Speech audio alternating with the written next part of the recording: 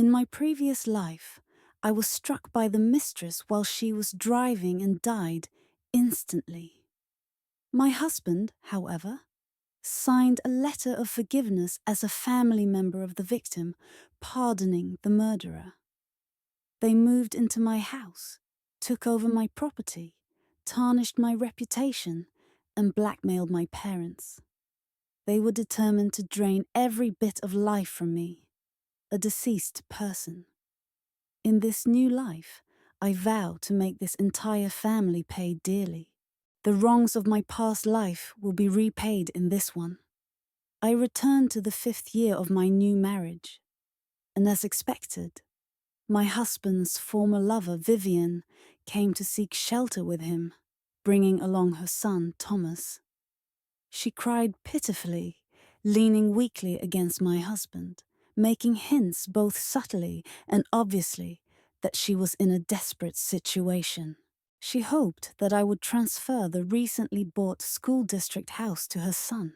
Sister, I had originally planned to keep this secret buried deep within me. I would have taken Thomas and disappeared, never to show myself in front of you and Vincent again. But now that Thomas is at the age for school, it's my fault as a mother for not being able to provide a house. She continued in her typical manipulative way, but I remained unmoved.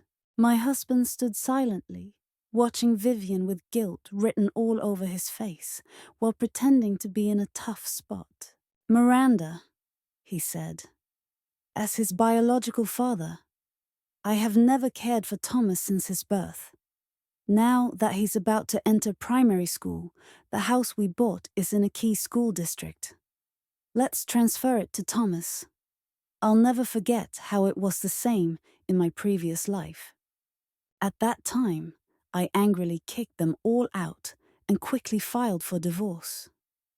My husband and I had never shared a deep emotional bond, and I was clear-headed enough to fight for the more substantial property. But I didn't realize that all these years, my husband had secretly partnered with my most trusted assistant and transferred all the shares that were supposed to belong to us as a couple. It was only then that I discovered he and Vivian had been in contact all along during our marriage. He didn't want to give up on me, a wife who supported his career, nor did he want to abandon the woman who had given birth to his son. Our initial meeting had actually been a well-planned scheme. If it hadn't been for me, Vincent would still be an unknown worker. It was I who invested both time and money into starting a business with him. Over the years, the business flourished, and I worked tirelessly, going out early and returning late, handling projects. But in the end, Vincent, that scoundrel, was lost in the embrace of another woman. He even conspired with his mistress to murder me. Thinking of the despair my parents felt in my previous life when they had to bury their child, I suppressed my anger and acted as though I was watching a show. Recently, the company had failed to secure projects in the southern part of the city, and the capital turnover was also poor. I had already put the house up for sale. After all, if the company didn't land this project, the loss would be in the tens of millions. Upon hearing this, Vivian's expression immediately darkened. What should we do? How could you put the house up for sale without discussing it with Vincent? Then my Thomas won't be able to attend a good school. My son is going to attend Harvard in the future. If you delay him, can you bear the responsibility? Thomas, who had been playing with toys, overheard and glared at me viciously, muttering, "Woman, my mum said that everything of my dad's belongs to me." He ran over and pushed me before climbing into my husband's arms and throwing a tantrum. Seeing his beloved son acting out, my husband's heart softened. "How could you make such an important decision without consulting me first?" he asked. When he saw my stern expression, he muttered, "Besides, if you don't have the money, you can borrow it from your parents." Their company is huge, so they must have funds to lend. If that doesn't work, you can borrow from your girlfriends, right? I gave my husband a cold stare. So, now that you have money, you've changed.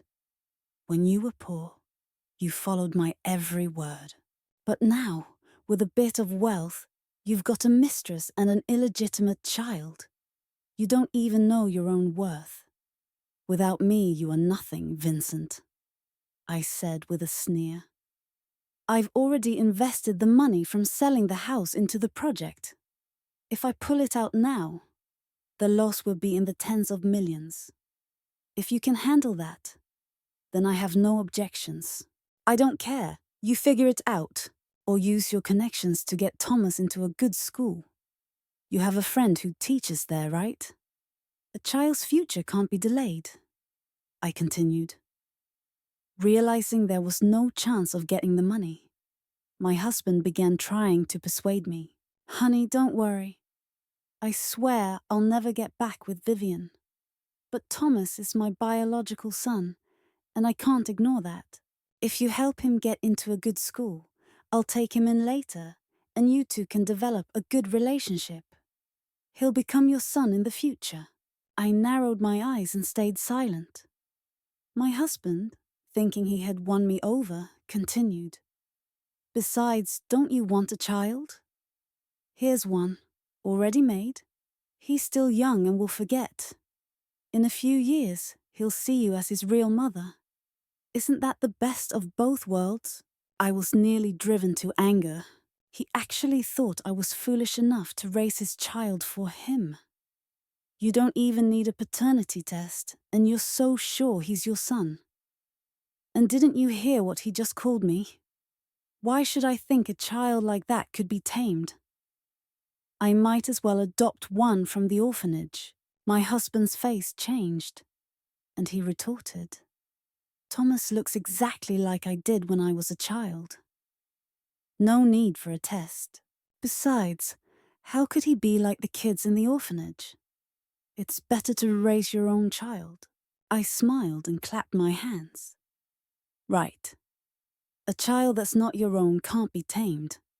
So why do you think I'd raise your illegitimate child? My husband was left speechless, his face turning ugly. Vivian, feigning sorrow, said, Vincent, I'm sorry. It's all my fault. Please don't argue with Miranda because of me and our son. I should have taken Thomas and left long ago.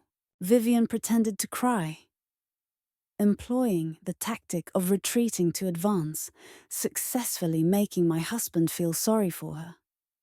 Vivian, it's not your fault. Don't worry. I'll handle getting our son into a good school. He'll have a bright future and should go to the best school. Yes, okay. Vincent, thank you, Vivian said, leaning on my husband's shoulder in a very dependent manner. Watching them flirt, I felt sick. You too. If you want to be lovey-dovey, please leave.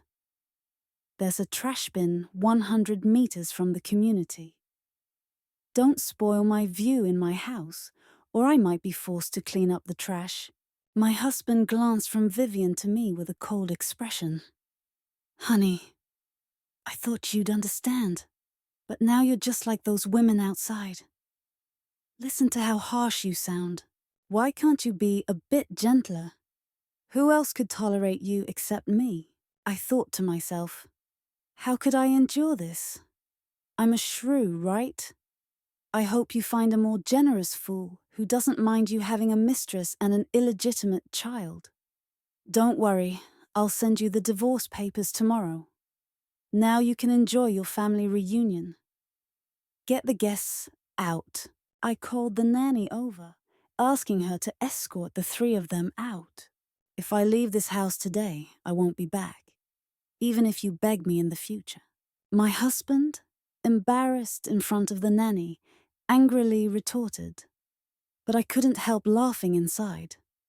The only reason he dared challenge my limits was because he had already transferred my company and property away.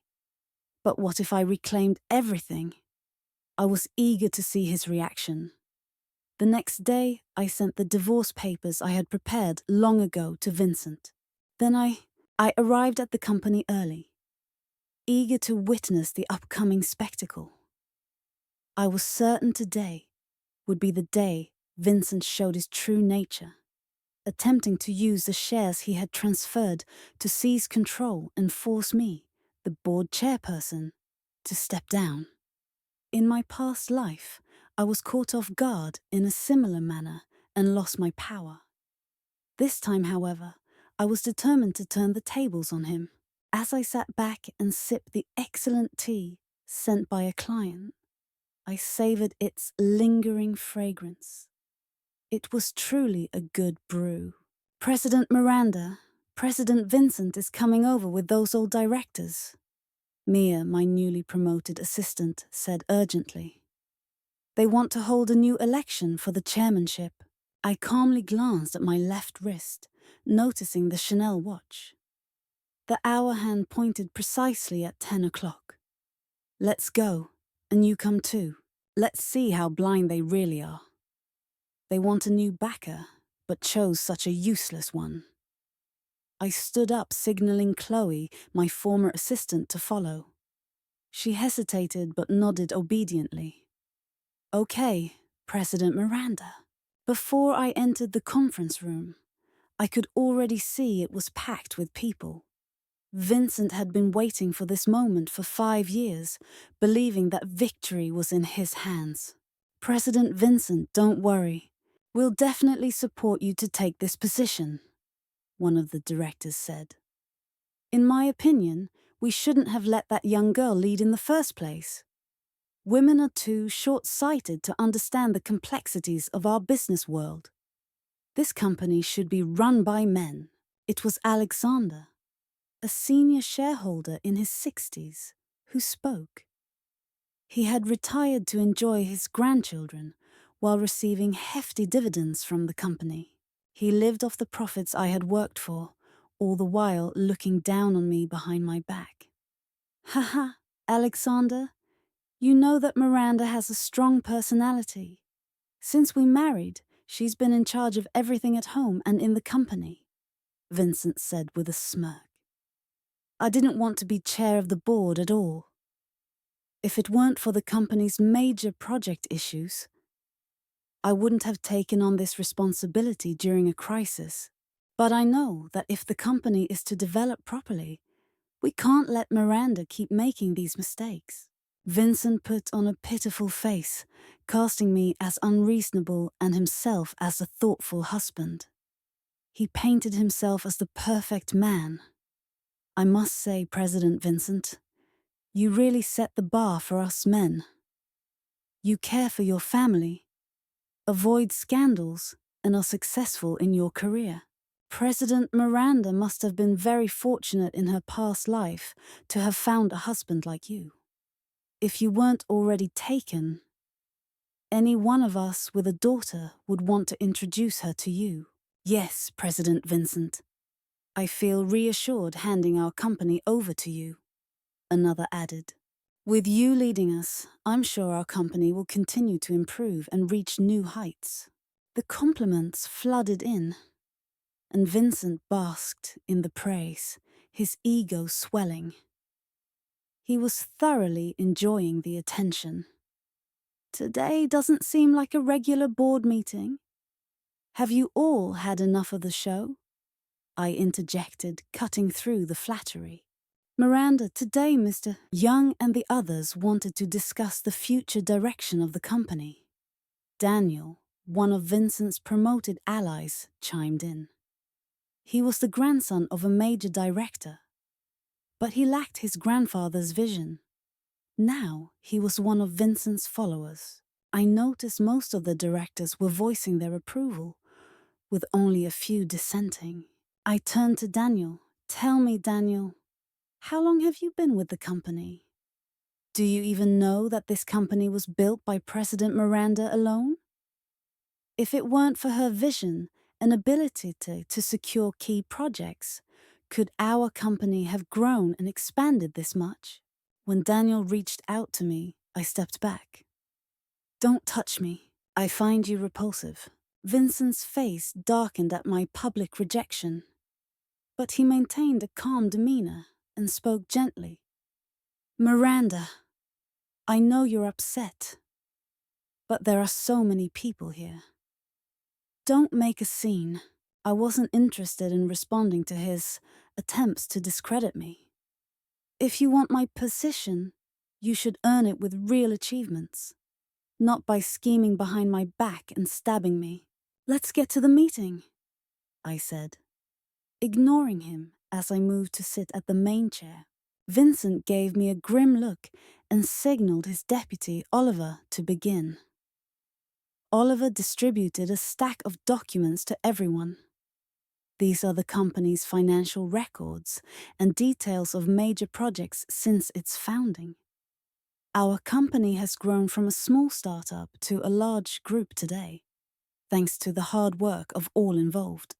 However, we have been losing money on several projects this year, so we are proposing the election of a new chairperson. I tapped the table lightly, asking, "So you want to remove me and elect a new chairperson?" "President Miranda, I know you've worked hard and achieved a lot for the company, but we can't afford to keep losing money because of some of your personal decisions." Alexander took the lead. "You're too autocratic. You're gambling with all our interests." "Yes, President Miranda, we are simply electing a new chair. You'll still be able to manage your team. A good manager knows how to appoint people based on merit," another director added. "And the new chairperson we want to elect is none other than your husband, President Vincent. Everyone can see that he has worked hard for the company and has made significant contributions. How else could we be receiving these large dividends every year?" I gave them a pointed look. "Vincent is just riding on my coattails. Don't delude yourselves into thinking he can lead us to success." William, a shareholder I had personally worked with, stood up. He had been a steadfast ally in my previous life when everyone else turned against me. In the end, he had been squeezed out by other directors and lost his shares. This time, I would repay his loyalty. I gave him a reassuring glance to calm him down. "For example, tell me what achievements Vincent has made," I asked, addressing the room. Daniel froze, unable to answer. It was clear he had no real response, just empty talk. Vincent, embarrassed by the question, tried to shift the blame. "Miranda, why are you making things difficult for Daniel? I wouldn't mind if you acted like this at home, but this is a board meeting. The company isn't the place for your tantrums." I was getting tired of their hypocrisy. "I'm not making things difficult. I simply asked for an example. You're the one accusing me without cause. You're so eager to claim the chairmanship." Vincent, caught off guard by my sarcasm, could only fumble. He pulled out the share transfer agreement from his bag. "Miranda, you transferred all the shares to me. Isn't that what you want?" "Don't worry, I'll lead the company well." I narrowed my eyes as I studied the transfer agreement. "So, since the agreement has been signed, what are we waiting for? We can just announce it and seal it." Mr. Young eagerly grabbed the agreement, inspected it, and announced it to the group with a smug smile. Vincent puffed his chest, clearly enjoying his moment of victory. I interrupted him. "I don't remember signing any such agreement." Vincent remained confident, not even glancing at me. "I know you're upset with me because I didn't spend time with you recently, but you signed this contract last week and gave it to me. If you don't believe me, ask Chloe. She knows all about it." I turned to Chloe, who was already trembling with fear. She was caught in the middle of the confrontation. The focus now shifted to her. It was no surprise she was terrified. She hunched her shoulders, nearly bowing to me. President Miranda?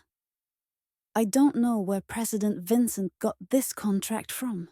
Vincent was taken aback, clearly not expecting that the person he had bribed would turn against him. You brought this contract to Miranda to sign. How can you deny it now? He demanded. Yeah, we'll verify the handwriting. What's written down has legal validity. Vincent, ever calculating, knew that under his intricate scheme, I must have signed it without thinking. Just as he was about to arrange for handwriting verification, William, who had taken the transfer agreement, examined it closely. This name doesn't seem like President Miranda's, he remarked. I knew exactly what I had done. I had signed with my former name, Eliza, while the company's share subscription was under my current name, Miranda. The difference was subtle, but it was enough to render the contract meaningless. Impossible, Vincent muttered in disbelief, grabbing the agreement and inspecting it. His face turned livid when he saw the signature. Eliza! He exploded, glaring at me. You did this on purpose. You knew all along. You wicked woman! I calmly replied, no one is as wicked as you. You betrayed your own wife. The show ends here. I motioned for Mia, who was standing by, and she called for the security guards to escort Vincent and the others out of the room. The directors who had eagerly supported Vincent for the chairmanship were now silent, too afraid to speak up. President Miranda, we didn't really want to replace the chairman, one of the directors stammered. We were forced into this by President Vincent. Please have mercy and don't hold this against us. Another added, yes, all of this is Vincent's plan. We were misled by him. Realizing the situation wasn't going in their favor, the directors were reluctant to relinquish their shares. After all, the company was thriving, and its market value was climbing steadily. But I wasn't about to let these opportunists get away unscathed. I exchanged a glance with Mia, signaling her to have the security remove them from the premises. As I watched the funds being transferred back to the company, I felt a sense of satisfaction. I wondered how Vincent was coping with the reversal. President Miranda, I've intercepted the funds that were illegally transferred out. They'll be returned in the next 2 days, Mia reported. Also, I've already submitted the signed divorce agreement to the lawyer. I took in her report, realizing how clever Vincent had been, trying to manipulate me into signing the agreement. Vincent, you can only blame yourself for being too clever by half. You thought you'd transferred everything and signed the divorce papers. But now you're penniless. Let's see if Vivian will stay with you now that you have nothing left. But Vincent, refusing to go down quietly, would not let go easily. It wasn't long before he, Vivian, and Thomas were standing at my doorstep every day. You're so cruel, Vincent sneered, his voice laced with fury. You set up this huge trap for me, and now you've thrown me out with nothing. Are you satisfied? When I saw Vincent, he no longer resembled the dignified man he once was. His suit was wrinkled, and his face looked worn and haggard. He quickly got to his feet when he saw me. Vivian, standing beside him, clutched Thomas tightly and said arrogantly, Vincent has half the rights to this house. You can't just throw us out. I walked past them and unlocked the door, not wanting to engage. As I tried to close it, Vincent shoved his hand in, blocking it. His face twisted with frustration. I've consulted a lawyer. Since I'm unemployed, according to our salaries, you still need to pay me alimony. And since I have no place to live, you must provide me with a house. I was taken aback, surprised by how sharp Vincent's mind still was. But I refused to give in. You're a grown man with hands and feet. Aren't you ashamed of yourself asking me for alimony? Vincent let out a cold laugh. What's the point of shame, as long as I can get the money? I'll make you beg me in the end. Just wait and see. I finally closed the door, though unease settled in my chest. Things had become complicated, and I didn't want to be harassed by him daily. It seemed that I'd have to implement my backup plan sooner than expected. In the following days, Vincent either sat outside my home or stood downstairs at the company, holding up signs. He had completely thrown away his dignity. He even went to my competitors to play the victim, claiming that after so many years of marriage, I had shown him no mercy. He argued that even if he hadn't achieved anything, at least he had worked hard. But I had driven him out without leaving him a penny. When the media reported on my accusations of his affair, Vincent publicly admitted that Thomas was his illegitimate son. He claimed that Vivian had given birth to the child without informing him, and he had been unaware of it at the time. He sobbed in front of the cameras, showing deep remorse. He painted himself as a man who had recognized his mistakes and turned over a new leaf. For a while, public opinion seemed to sway in his favor. Honestly, I think the woman was too harsh. Just because the man has an illegitimate son, she threw him out with nothing, not even providing him with a place to stay. What's worse, the child was secretly born by his first love, and the man had no idea about it. He's also a victim, one commenter said. I've heard that the woman is very tough in business and always focuses on profit. People say she'll do anything for money, even when dealing with other companies. I had heard from company insiders that she always made decisions based on her own preferences and never listened to the other directors. The man, coming from a humble background, couldn't rise in the company after many years of marriage. In my view, marrying a wealthy woman like her was a mistake. She always viewed him with suspicion, as though he were a thief, which likely drove him to have an affair. If I were in his shoes, I would probably have done the same. At least the man didn't completely betray her during the marriage. I watched the video that had been spreading rapidly, its number of likes surpassing 1 million in just one day. My former business rivals were taking advantage of the divorce scandal to tarnish my reputation. President Miranda, what should we do? Our company's stock price has been dropping since yesterday. If this continues, it will cause huge losses, Mia, my assistant, said, handing me a tablet. Matthew, the financial director, rushed in as well. President Miranda, now the old directors are demanding that you bring Vincent back to the company. He's been making vague statements in the media to cause trouble for us. And now many critics are attacking our company's aggressive business practices. Suddenly, I heard the loud voices of arguing outside. The door burst open, and in walked Mr. Young and a few others. President Miranda, Mr. Young began. We shouldn't have interfered in your divorce, but you shouldn't have used the company as a bargaining tool in this fight. You're jeopardizing all of our hard work. It's fine if you want a divorce, but why did you have to be so ruthless and drive your husband into a corner? Look at what's happened. He's gone to our rivals and started attacking us. He pointed at the computer screen in anger. Look at our company's stock price. We don't even know how much it has dropped in just 2 days. In my opinion, you're simply not capable of running this company. I had recently regained a large portion of the shares.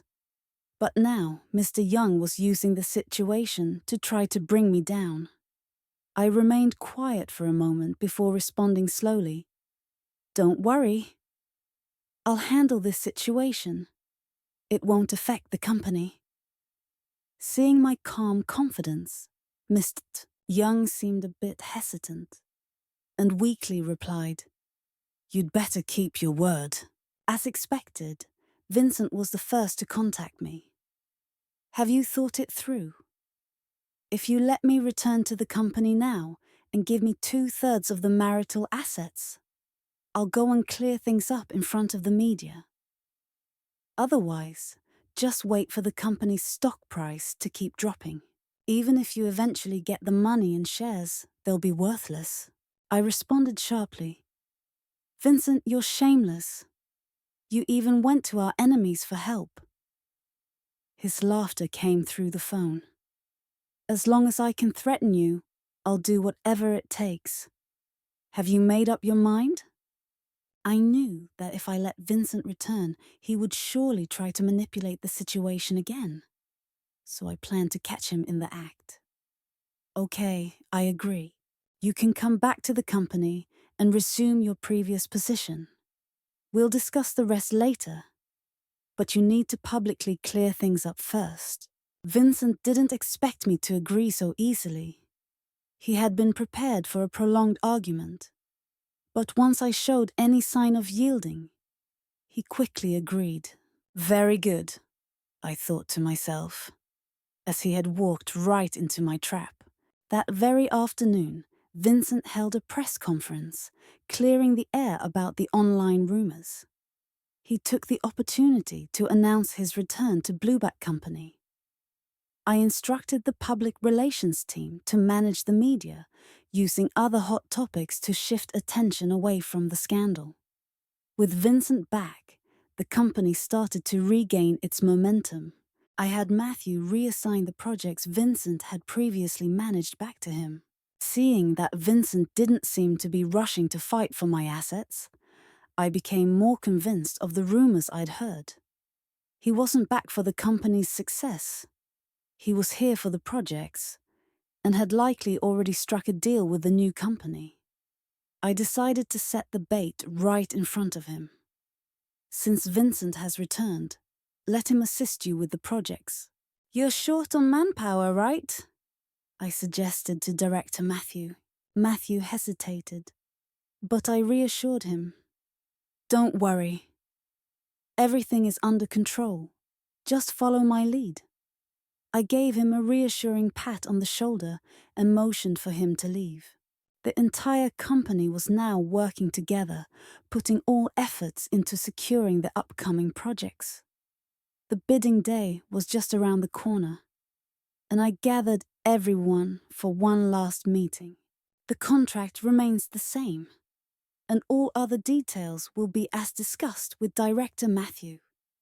Remember, this is the largest project we've ever handled, and we can't afford to fail. I addressed the team. "Don't worry, President Miranda. Our department has been working day and night to ensure we win this project. We'll make sure everything is foolproof," Director Matthew assured me. "Okay, everyone, get some rest today and tomorrow. Build up your energy for the big day after tomorrow." That night, the cold city wind rattled the windows as I sat waiting for updates. Just then, Mia called me. "President Miranda, just as you predicted, I reviewed the surveillance footage and saw Vincent sneak into the office building, turn on my computer, and steal the bidding materials for the next day." As I checked a new WeChat message, I realized that Vincent had fallen into the trap.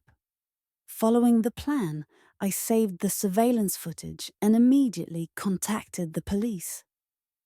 This time, I was determined to have Vincent locked up. Sitting at my computer, I double-checked the project proposal I had written myself. The materials that had been taken were authentic, and the ones in my possession were genuine as well. Tomorrow would reveal everything. The following day, in the bidding conference room, the host announced that our company had successfully secured the final bid, causing everyone to erupt in joy. When Director Matthews stood to give a speech, Vincent's face grew progressively more anxious. He finally realized the materials he had were fake. "Miranda, you tricked me with counterfeit materials." "Well done," he exclaimed. The boss of Inu Company, watching the project slip away, looked furious. "Mr. Wong, it's really thanks to your efforts in stealing the proposal. If not for that, we wouldn't have worked all night to discover this loophole. Blue Boat won't forget your help." I couldn't help but feel good, even joking, though Vincent looked as though he wanted to tear me apart, yet was powerless to do anything. At that moment, chaos erupted near the door. Several police officers showing their badges stormed in. Vincent, unable to escape, was caught immediately. "Vincent, after our investigation, we've confirmed your involvement in stealing project secrets from Blue Boat Group. The evidence is undeniable. You're under arrest." The lead officer quickly approached, handcuffed him, and started to take him away. Vincent struggled, yelling, "Don't frame me." "Help!" he called out to me. "Miranda, save me." "Tell them I didn't steal the company's secrets." I looked at him, almost amused, as if watching a clown. "Wasn't it you who stole the proposal and gave it to a rival company? If I hadn't had a backup plan, I would be the one facing losses. Why should I help someone who has worked to destroy me and the company?" I stared at him coldly. "You didn't lose anything. Why are you being so relentless? We were married once. Why are you being so heartless?" Seeing my indifference, Vincent broke down. I walked toward him, grabbed his chin and said, "You're the one who had an affair for years. I divorced you, and then you tried to use public opinion to ruin my company. I made concessions and allowed you back into the company. But you didn't learn anything. You sold our company's secrets to a competitor. Tell me, who is truly heartless, me or you?"